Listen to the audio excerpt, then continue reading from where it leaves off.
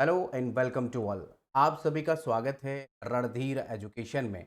आज के इस वीडियो में हम वक्फ संशोधन विधेयक 2024 जो अभी फिलहाल बहुत ज़्यादा चर्चे में है, इस पर डिस्कस करेंगे, इसका संपूर्ण विश्लेषण करेंगे और सभी बदलाव जो भी हुए हैं, इसकी शुरुआत कहाँ से होती है, ऐतिहासिक पृष्ठभूमि क्या है, विरोध क्यों किया जा रहा है और वक्फ संशोधन है क्या, ये सब कुछ आज के इस वीडियो में हम समझने वाले हैं।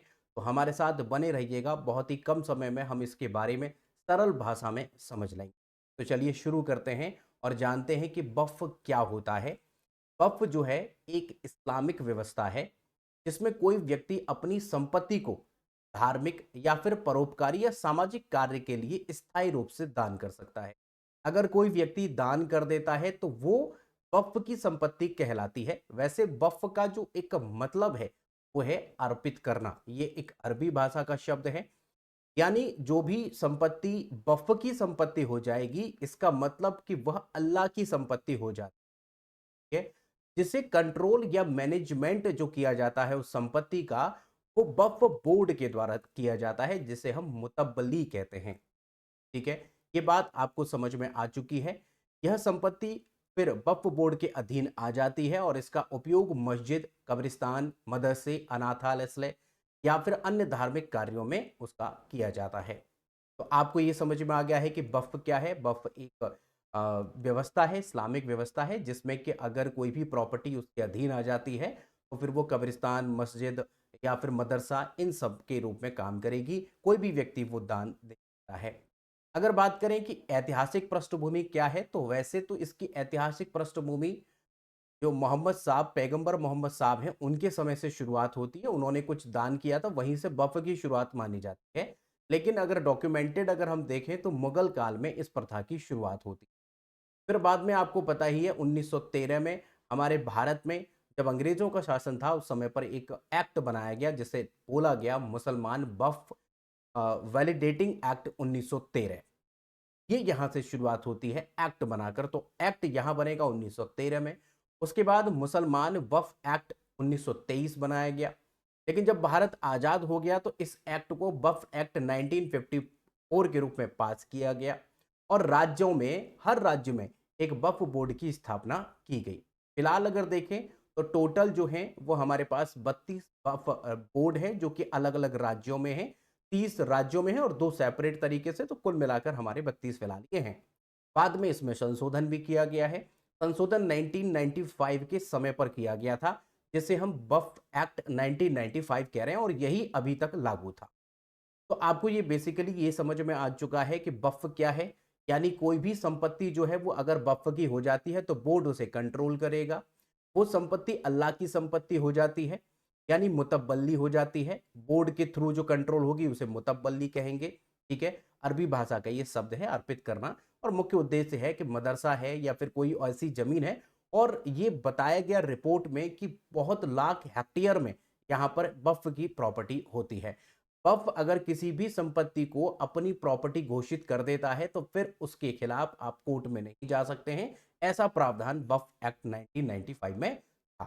ठीक है, अब आपको बताएं कि अभी हालिया में 2024 में इसकी शुरुआत होती है कि इसमें जो प्रावधान दिए गए हैं वक्फ एक्ट 1995 में, जो कि बहुत सारे ऐसे प्रावधान हैं जो कि मौलिक अधिकारों का हनन कर रहे हैं, गलत तरीके से वहां पर प्रॉपर्टी एक्वायर वहां पर देखे जा रहे हैं और बहुत धांधली वहां पर हो रही है। तो इसी वजह से यहां पर अब चीजें बदली गई। देखिएगा, वक्फ अधिनियम 1995 की विशेषता ये थी कि राज्य वक्फ बोर्ड बनाएगा, हर राज्य में होगा, लगभग सभी राज्यों में है।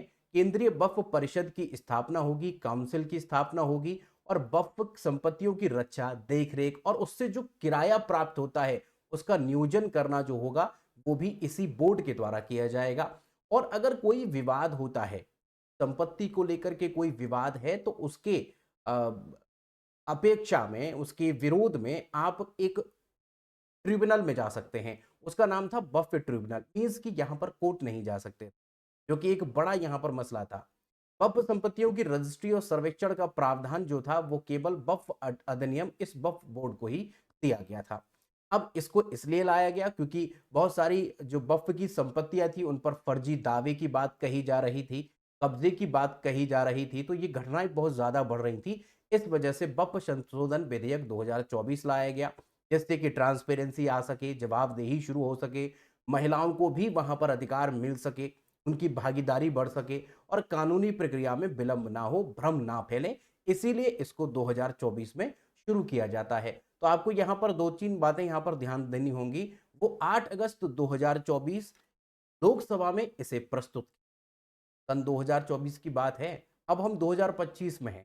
लेकिन विधेयक के लिए एक जेपीसी बनाई गई। जेपीसी जो होती है संयुक्त यानी जॉइंट पार्लियामेंट्री कमेटी होती है। इसके बारे में हम इंडियन पॉलिटी की क्लास में बहुत बेहतर ढंग से पढ़ चुके हैं।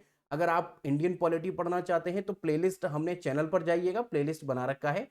प्लेलिस्ट में इंडियन पॉलिटी भारतीय राज्य व्यवस्था की अलग से प्लेलिस्ट बनी हुई है और डिस्क्रिप्शन में भी हमने लिंक दे दिया है, तो वहां पर आप इंडियन पॉलिटी पढ़ सकते हैं। तो यहाँ पर बनाई गई एक कमेटी जेपीसी कमेटी और उसकी अध्यक्षता जो की वो जगदंबिका पाल ने की। फिर 30 जनवरी 1925 को जेपीसी कमेटी ने अपनी रिपोर्ट सौंपी और रिपोर्ट में बताया कि जो जो आरोप लगाए जा रहे थे वो सब सत्य हैं और उन्होंने अपनी रिपोर्ट जब दी उसी के आधार पर 2 अप्रैल 2024 के 2 अप्रैल 2025 को लोकसभा में यह विधेयक पास कर, ठीक है। उसके बाद 3 अप्रैल 2025 को ये राज्यसभा में भी पास कर दिया। वैसे तो ये रात के 2 बजे तक यहाँ पर मीटिंग चली है, रात के 2 बजे तक वोटिंग कराई गई है, 10 से 12 घंटे की लगातार यहाँ पर बहस हुई है। उसके बाद 288 वोट के साथ यहाँ पर बहुमत पड़ा है इस समर्थन में, लेकिन कुछ अपोजिशन में भी रहे, कुछ इसके विरोधी भी रहे, जो कि 232 तकरीबन वोट पड़े हैं। रात के 2 बजे तक इन्होंने काम किया और इस बिल को पास किया, ठीक है। अब इसमें आपको मेजर क्या याद रखने हैं, अगर आप किसी कॉम्पिटिटिव एग्जाम की तैयारी कर रहे हैं तो मेजर यहाँ पर जो बदलाव किए गए, यहाँ से प्रश्न बनने की संभावना बहुत ज्यादा है। तो ध्यान दीजिएगा, यहाँ पर 14 बड़े बड़े यहाँ पर बदलाव किए गए हैं।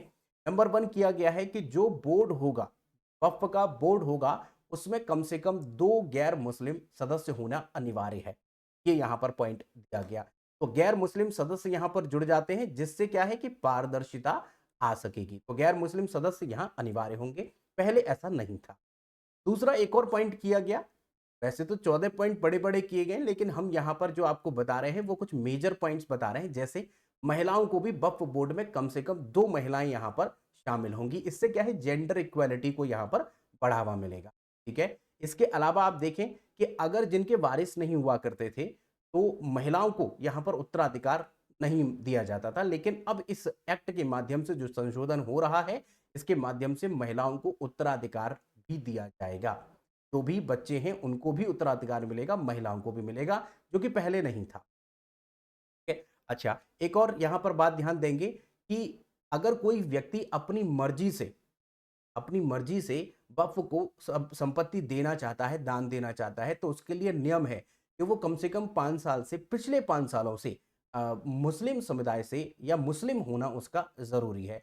अगर किसी ने अभी हाल ही में मुस्लिम धर्म को ज्वाइन किया और वो वक्फ को अपनी संपत्ति दे देता है, वो वैलिड नहीं माना जाएगा। कम से कम 5 साल होना अनिवार्य है। और वही व्यक्ति वक्फ संपत्ति को घोषित करवा सकता है जिसकी खुद की संपत्ति हो, मतलब उसके नाम पर वो संपत्ति हो। संपत्तियों का जो सर्वेक्षण होगा, जो सर्वे होगा, इसको काम करने का जो अधिकार दिया गया है वो कलेक्टर को दिया गया है, एसडीएम के स्तर को दिया गया है, मीन्स कि यहाँ पर डीएम स्तर को दिया। तो आप ध्यान रखिएगा, ये जा सकता है। और दूसरा, जो भी वक्फ संपत्ति के अंतर्गत जो भी प्रॉपर्टी आएंगी, उनका रजिस्ट्री जो है डिजिटल होना अनिवार्य है, ठीक है। दूसरा याद रखेंगे, जो ट्रिब्यूनल है उसमें 3 सदस्य, ट्रिब्यूनल जो पहले थे वही है, लेकिन ट्रिब्यूनल ही जा सकते थे, जो कि वक्फ बोर्ड की एक अलग से ट्रिब्यूनल है। लेकिन अब यहां पर अधिकार दिया गया है कि जो ट्रिब्यूनल जो भी अपना डिसीजन देगी, उसके खिलाफ आप 90 दिन के भीतर किसी कोर्ट में जा सकते हैं। पहले ये अधिकार नहीं था, तो कोर्ट में जाने का पहले कोई अधिकार नहीं था, अब 90 दिन के भीतर आप हाई कोर्ट में अपील कर सकते हैं। ये एक बहुत बड़ा बदलाव यहाँ पर मिल रहा है।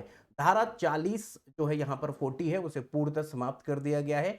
इस धारा 40 में ही संपत्ति जो थी उसको वक्फ संपत्ति घोषित करने का अधिकार वक्फ बोर्ड को दिया गया था। ये यहाँ पर 40 को खत्म कर दिया गया। एक बात यहाँ पर स्पेशल आपको ध्यान रखनी है, हमारे भारतीय संविधान की अनुसूची नंबर 5 और अनुसूची नंबर 6 के तहत जो भी शेड्यूल्ड ट्राइब एरिया है, जो एसटी के लिए अनुसूचित जनजातीय क्षेत्र हैं, है ना, उन सबकी जो संपत्ति है उसे वक्फ घोषित नहीं किया जा सकता। वक्फ की संपत्ति वो घोषित नहीं हो सकती है। ये पॉइंट आप ज़रूर ध्यान रखेंगे, ये इम्पोर्टेंट पॉइंट है। एक पॉइंट यहाँ पर और ध्यान रखना है कि अब ये भी प्रावधान किया गया है कि वक्फ की जो वार्षिक इनकम होगी, जो प्रॉपर्टी मिल जा रही है उसे, उस वक्फ की प्रॉपर्टी पर वो अगर किसी को किराए पर देता है, तो उसकी जो अर्निंग होती है, वो अगर 1 लाख रुपए पर एनम से ज़्यादा है, तो ऑडिट अनिवार्य होगा। और इस एक्ट का जो नाम होगा अब बदल कर उम्मीद रखा जा रहा है। तो आप देख सकते हैं unified Waqf management empowerment efficiency and development, जिसे हम उम्मीद एक्ट कहते हैं, इसका नया नाम होगा। तो वक्फ एक्ट का नाम नया क्या पड़ने वाला है? UWMEED act. ठीक है, ध्यान रखेंगे जो वक्फ एक्ट है उसे पूरी तरह कानून को रद्द नहीं किया गया है, बल्कि उसकी धारा 40 को यहां पर रद्द किया गया। ठीक है, इतनी बात आपको समझ में आ चुकी है। अब इसी से संबंधित एक प्रश्न हमने आपके लिए रखा है। आपको वक्त के बारे में सब कुछ समझ में आ चुका है, इसकी शुरुआत क्या है, ये क्या है, कोई भी अपनी मर्जी से संपत्ति दे सकता है, उसके लिए क्या क्या प्रावधान है। वक्त की संपत्ति हो जाने के बाद कोई भी कोर्ट नहीं जा सकता था, लेकिन अब 90 दिन के भीतर वो कोर्ट में जाकर यहाँ पर अपील कर सकता है। देखिए कथन देखिएगा, 8 अगस्त 2024 को लोकसभा में प्रस्तुत एक महत्वपूर्ण विधेयक को संयुक्त संसदीय समिति जेपीसी को भेजा। कारण क्या था? संयुक्त संसदीय समिति किसी विधेयक की गहराई से जांच पड़ताल और सिफारिशें देने हेतु गठित की जाती हैं। ऑप्शंस आपके सामने हैं, कथन और कारण दोनों सही है। और कथन ए जो है वो कारण की व्याख्या करता है, बी है कथन और कारण दोनों सही है लेकिन कारण कथन सही की व्याख्या सही नहीं करता है। ऑप्शन सी है कथन सही है लेकिन कारण गलत है। ऑप्शन डी है कथन गलत है लेकिन कारण सही है। इसका आप हमें कमेंट करके जरूर बताइएगा कि आपको इसका आंसर क्या लगता है। अगर आपका कोई प्रश्न है या कुछ पूछना चाहते हैं, या फिर अगर आप कोई भी विषय को सरल भाषा में पढ़ना चाहते हैं, जैसे इंडियन पॉलिटी है, इकोनॉमिक्स है, हिंदी है, या फिर साइंस है, या फिर ईवीएस है, इन्वायरमेंट एंड इकोलॉजी है, या कोई भी विषय अगर पढ़ना चाहते हैं, तो चैनल के प्लेलिस्ट पर जाइए। प्लेलिस्ट पर आप जाकर देखेंगे कि सभी विषयों को विधिवत तरीके से वहां पर पढ़ाया गया है। डिस्क्रिप्शन में भी हमने लिंक दे दिया है, वहां पर भी जाकर आप हमारे इन वीडियो लेक्चर्स को देख सकते हैं। अगर आप चैनल पर पहली बार आए हैं या अभी तक चैनल को सब्सक्राइब नहीं किया है, तो सब्सक्राइब कर लीजिए, बेल आइकन को प्रेस कर लीजिए। लेक्चर पसंद आया है, वीडियो पसंद आया है, तो वीडियो को लाइक करना ना भूलें, अपने दोस्तों को शेयर जरूर। इसके अलावा आप हमें टेलीग्राम, फेसबुक और इंस्टाग्राम पर भी ज्वाइन कर सकते हैं। टेलीग्राम पर ज्वाइन करने का फायदा ये होगा कि इसका पीडीएफ और करंट अफेयर के